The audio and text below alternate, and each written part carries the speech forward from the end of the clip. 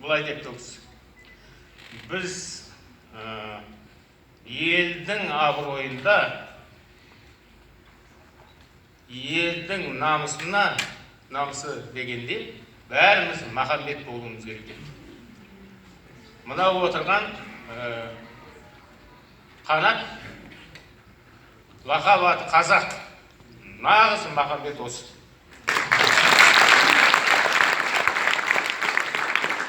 Оңтүстікте бізде елге танымал дарынды өзіміздің ініміз Егемен Қазақстанның меншікті тілшісі бар. Бақтияр Тайжан деген азамат. Оның енді жақсы қасиеттерін айта берсеңіздер, айта беруге болады. Оңтүстіктің жігіті ғой. Бірақ мен бір нәрсені таңғалдырады. Осы жігіт қалай олимпиада болса, сол олимпиадаға Қазақстаннан жалғыз өзі барады. Журналист ретінде. Бақтияр солай ғой.